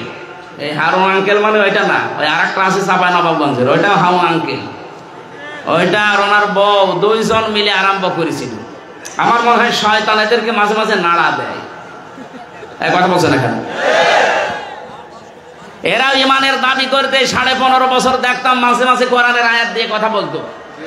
ঈমান এনেছে কিন্তু তাগুত ছেড়ে না দিয়ে। আমি যে বারবার প্রথম থেকে বলছি না যে মানুষের তৈরি করা আইন যারা দুনিয়ায় কায়েম করতে চায়, বিজয় করতে চায়, এটা সবচাইতে বড় অনর্থক কাজ। আপনি এই কাজে থাকবেন কোন কারণে? এখনই যদি মরে যান আপনি তো চির জাহান্নামী। আপনার বিশ্বাস হচ্ছে না যে আপনি জাহান্নামে যাবেন? সূরা নাহালের এই যে 36 থেকে 38 আয়াতগুলো পড়ে বাংলায় মিলান, যান, আপনি কোথায় যাবেন নিজেই টের পাবেন। এই জন্য ঈমান যারা আনতে চান আগে তাগুত ছেড়ে দেন। এই দেলাওয়ার ভাইয়ের মতো, মাসুদ ভাইয়ের মতো ঈমান আনতে হলে আগে তাগুত ছেড়ে দেন। তামাম দুনিয়া একদিকে যাবে, আপনাকে টকাতে পারবে না। আমিলুস সালিহাত, সালেহাত মানে আমরা মনে করি নেক কাজ শুধু, সৎ না। সালেহ মানে যোগ্য। সালেহ মানে কি? যারা আরবি গ্রামার জানে, আধুনিক ব্যাখ্যাগুলো বের হচ্ছে। সালেহ মানে যোগ্য। আমাদের যোগ্যতা অর্জন করা লাগবে। আজ সিয়ার বাংলাদেশে 16টা 28টা সিয়ারই এখনো আছে, কিন্তু যোগ্যতা সম্পন্ন মানুষ নেই। এই কথা বলছেন না কেন? কারণ এতদিন যারা ছিল তারাই আছে, তাদেরকে এখন আমার মনে হয় সংস্কার চলছে, সবগুলোকে ওখান থেকে নামিয়ে যারা বৈষম্যের শিকার ছিল এতদিন তাদেরকে বসাতে হবে। কিন্তু এই মানুষগুলো যোগ্য হওয়া লাগবে। যোগ্যতা সম্পন্ন মানুষ যদি আপনি বসাতে না পারেন, এই পৃথিবী দুর্নীতিমুক্ত করতে পারবেন না। যদি আমরা ঈমান আনতে চাই তাগুত ছেড়ে দিয়ে এবং যোগ্যতা অর্জন করি, ফালাহুম, তাদের জন্য আল্লাহ বলেন মাওয়াহুম, ফালাহুম জান্নাতুল মাওয়া, তার জন্য আমি জান্নাতুল মাওয়া রেখে দিলাম। এখন মাওয়া কি? আমরা অনেকে মনে করি জান্নাত, এটা জান্নাতের একটা দরজার নাম। মাওয়া কি বলেন তো? এখানে জান্নাত কয়টা? একটা। জান্নাতের দরজা বা স্তর 8টা না 100টা পেয়েছি আমি। 8টা আমরা প্রসিদ্ধ জানি, তার ভেতরে মাওয়া একটা। তার মানে ঈমান আনার পরে আমলে সালেহ যোগ্যতা অর্জন যদি করতে পারেন, আপনাকে আল্লাহ এমন একটা জান্নাতে প্রবেশ করাবে, নুজুলাম বিমা কানু ইয়ামালুন। আপনার এই কাজ কারবারের কারণে এটা আল্লাহর পক্ষ থেকে মেহমানদারি। এজন্য জান্নাতি মানুষের কাজ আর জাহান্নামী মানুষের কাজ। ওয়া আম্মাল্লাযীনা ফাসাকু ফামাওয়াহুমুন নার, যে মানুষগুলো ফাসেক পাপাচার, তাদের জন্য আল্লাহ আগুন বানিয়ে রেখেছেন। বলেন নাউজুবিল্লাহ। আমরা অনেকে এই দেশে মনে করি যে যা করি করি, কালেমা তো পড়েছি, জান্নাতে একদিন যাবই। আরে ভাই, জান্নাতে আপনি যাবেন, কোনো অসুবিধা নেই, কিন্তু কালেমা তো টিকিয়ে রাখবেন নাকি? কালেমা যদি আপনার টিকে না থাকে, আমি 10টা পয়েন্ট তাফসীর থেকে লিখেছি, একটু দেখেন তো আপনার কালেমা ঠিক আছে কিনা। কোন মানুষ যদি কালেমা টিকিয়ে রাখতে চান, অবশ্যই এই 10টা কাজ আপনার জীবনে থাকলে আপনার কালেমা থাকবে না। মনে করবেন কালেমা কখন নষ্ট হয়ে গেছে। ওযু করলে ওযু যদি ভেঙে যায়, ওযু ভাঙে না? কয়টা কারণে? বলেন বলেন। ঈমান এনে রেখেছেন লা ইলাহা ইল্লাল্লাহু মুহাম্মাদুর রাসূলুল্লাহ পড়ে, কিন্তু ঈমানও যে ভেঙে যায় আপনি তো জানেন না। এই 10টা কারণে ঈমান ভেঙে যায়। ভাঙা ওযু দিয়ে যেমন নামাজ হয় না, ভাঙা ঈমান দিয়ে জান্নাত পাওয়া। 1 নম্বরে যারা শিরিক করেন, এর দলিল আছে সূরা জুমারের 65 নম্বর আয়াতে। আমি দলিলগুলো লম্বা করতে পারছি না। 2 নম্বরে যারা কুফরি করবে, কুফরি মানে গোপন করে রাখা, আল্লাহর বিধান জানার পরে দুনিয়ার কোন স্বার্থ পেয়ে যারা গোপন করে রাখেন তারা কাফের। 3 নম্বরে যারা নেফাক, সব ধর্মকে যারা সমান মনে করেন। এই ফজু পাগলা কালকে এই বক্তব্য দিয়েছি, যেটা আমার বাংলাদেশ সব কিছু এই দেশে সমান, ইসলামও যা, ওই সনাতন ধর্মতা। সনাতন ধর্ম বলতে উনি বুঝিয়েছেন হিন্দু ধর্ম না ভাই, সনাতন মানে পুরাতন। সনাতন মানে কি? এই পৃথিবীতে পুরাতন ধর্ম কোনটা? এই জন্য সনাতন ধর্ম কিন্তু ইসলাম ধর্ম, হিন্দু ধর্ম না, ওটা তো নতুন ধর্ম। সনাতন মানে কি? এই পৃথিবীতে 4500 ধর্ম আছে, যারা সব ধর্মকে সমান মনে করেন। আল্লাহ বলেন না, আমার কাছে একটা ধর্ম, তার নাম কি? ইন্নাদ-দীনা ইনদাল্লাহিল ইসলাম। যারা সব ধর্মকে সমান মনে করেন, আপনার ঈমান চলে গেছে। বলে ধর্ম যার যার উৎসব, আপনার ঈমান আছে আর? এরপরে নবী ছাড়া অন্য কারো আদর্শ যদি কেউ ভালো মনে করে, এদেশে করে না? 5 নম্বরে আল্লাহর বিধানকে যাদের ভালো লাগে না। 6 নম্বরে দ্বীনের বিধানকে নিয়ে যারা কটূক্তি করে, সবগুলো এই দেশে হচ্ছে। 7 নম্বরে যারা জাদুকর, এই এলাকায় সব নেই, তাবিজ তোবাজ করে, জাদু করে মানুষের জীবন নষ্ট করে দেয়। নবীকে পর্যন্ত জাদু করেছিল। এরপরে যারা অমুসলিমদের বিরুদ্ধে না, মুসলমানদের বিরুদ্ধে অমুসলিমদের সাথে হয়ে যারা ষড়যন্ত্র করে, এখন এদেশে এটা প্রকট আকার ধারণ করেছে। এদেশের মুসলমানদের বিরুদ্ধে ভারতের এই দাদা বাবুদের সাথে মিলে অনেকে কিন্তু ষড়যন্ত্র চালিয়ে যাচ্ছে। 4টা করেছে এই পর্যন্ত, এই 5 অক্টোবর থেকে আজ পর্যন্ত 4টা করেছে, একটাও সফল হয়নি। আনসার লিগ দিয়ে কথা বলছে না কেন? সচিবালয়ে আগুন লাগিয়ে কে? এরপরে হিন্দুদেরকে দিয়ে একটাও সফল হয়নি, আর হবেও না। যারা মুসলিমদের বিরুদ্ধে অমুসলিমদের সাথে মিলে ষড়যন্ত্র করছেন, আপনার ঈমান ভেঙে গেছে, আপনি যতই হাজ করেন। এরপরে বেশি কাউকে ইসলামের ঊর্ধ্বে মনে করা, এই দেশে আমার মনে হয় অনেককে ইসলামের ঊর্ধ্বে মনে করা হইতো, এখনো করা হচ্ছে। ইসলামের ঊর্ধ্বে কেউ আছে? 10 নম্বরে যারা ইসলামের কোন বিধানকে যারা ঘৃণা করেন, এটা সূরা সেজদার 22 নম্বর আয়াতে আছে। আমি ব্যাখ্যাগুলো আর লম্বা করতে পারছি না, কারণ আমি এমনিতে অসুস্থ।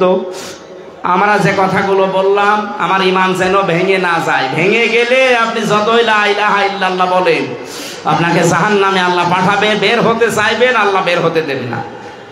এই আয়াতগুলো আমাদের বাস্তব জীবনে আল্লাহ যেন সেট করার তৌফিক দেন। কাফের এবং ঈমানদার 2টা পথ আলাদা।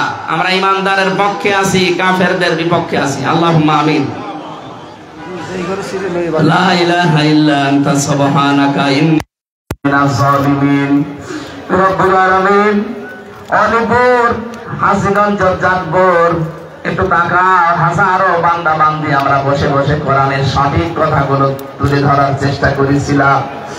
যেগুলো বুঝলাম, শুনলাম, আমাদের জীবনে আমল করার তৌফিক দাও। এই মাহফিলের সওয়াব তুমি যদি দিয়েই থাকো, কোটি কোটি গুণে বাড়িয়ে দাও। কিয়ামতের দিন আল্লাহ যিনি সুপারিশ করবে নবীর রওজায় পৌঁছিয়ে দাও। দুনিয়ার মাটির নিচে যারা ঈমান নিয়ে ঘুমিয়ে আছে এদেরকে মাফ করে দাও। তোমার যে বান্দার মাধ্যমে এখানে এসেছি, এলাকার সন্তান সোহেল ভাই এলাকার কত যুবককে সাথে নিয়ে এলাকার মানুষদেরকে নিয়ে কোরআনের আয়োজন সাজিয়েছে। আইলে আমরা কিচ্ছা কাহিনী গল্প মানুষের বানানো তৈরি করা কিছুই বলি